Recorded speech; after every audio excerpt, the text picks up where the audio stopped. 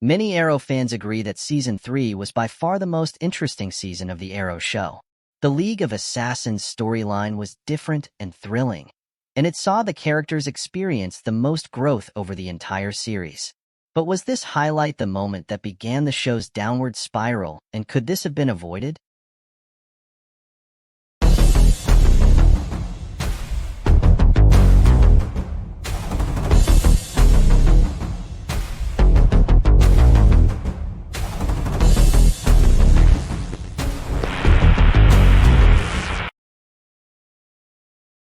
Three years into his crusade, Oliver had lost his best friend to Malcolm Merlyn's undertaking.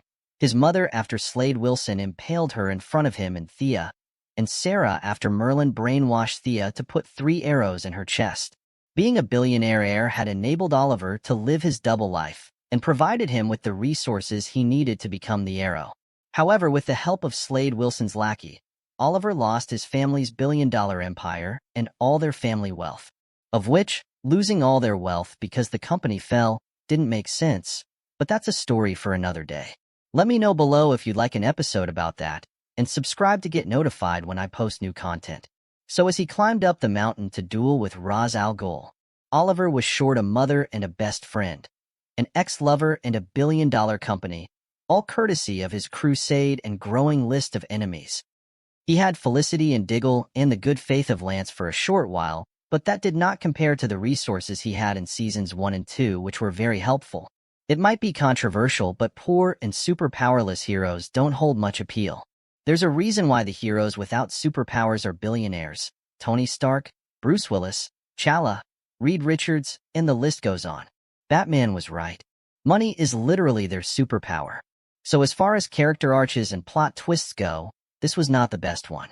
Heroes need money to fund their operations, even when they have superpowers. Barry had powers, but without ownership of Star Labs, his team would not have been successful.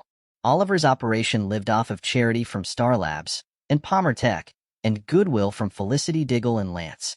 This was both embarrassing and unsustainable, which is why it fell apart very quickly when Lance turned on them. Think about it. Who bought their arrows and bullets and guns?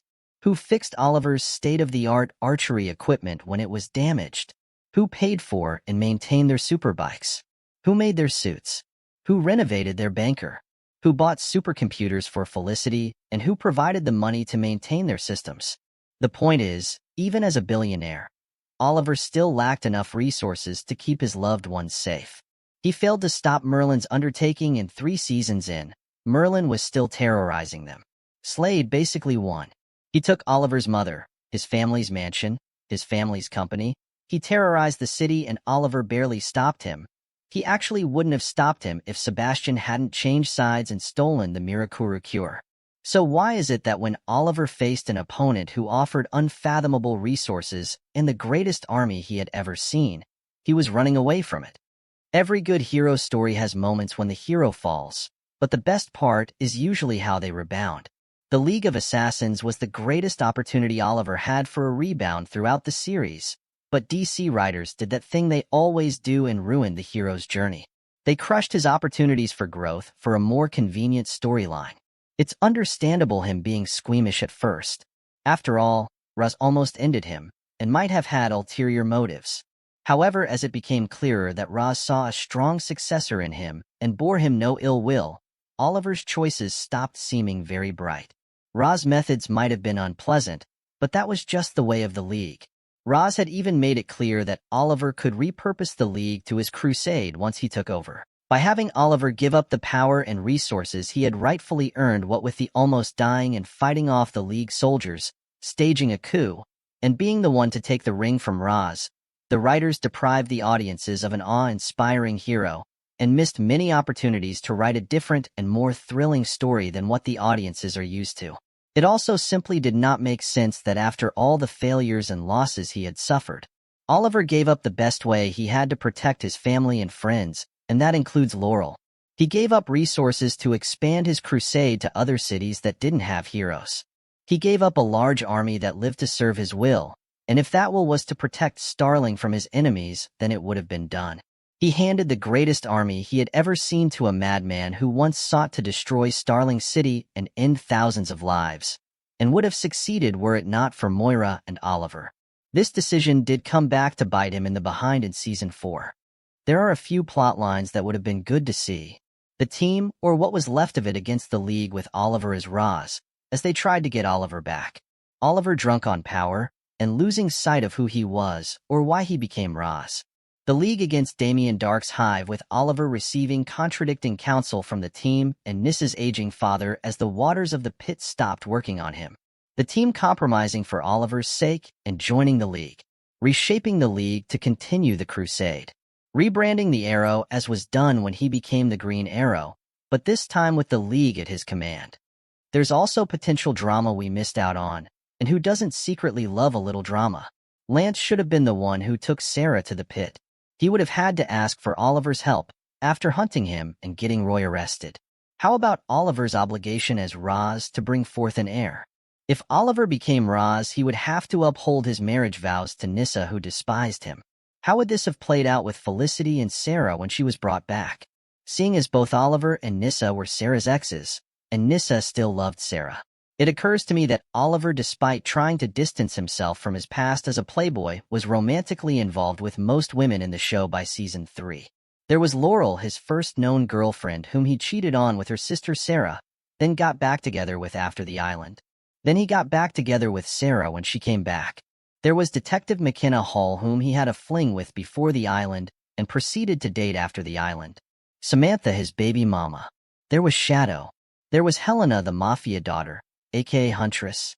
There was Isabel Rochev, the conniving businesswoman who helped Slade cripple Queens Consolidated. So much for leaving his past behind. Even his enemies weren't safe. And then Felicity. Did I miss anyone? Let me know in the comments. Anyway, it's been argued that if Oliver had become Roz, there wouldn't have been much of a story because he would have had the strength to easily crush all his enemies. But isn't that the point? And even if he managed to do that, stronger enemies would have risen, and it would have been nice to explore new relationship dynamics, for example, between the League and organizations like August, the Brodva, and Hive, among others. The writers could also have explored potential discord within the League, like Nissa trying to take over the League and using the cities Oliver protects against him. The League being divided between soldiers who protested the no-ending lives rule and those who believed in following Oliver unconditionally. Oliver having a conundrum on whether to rule with an iron fist to avoid rogue assassins and being a democratic leader. It would also have been fun to see Thea's and Merlin's places in the League with Oliver as Roz.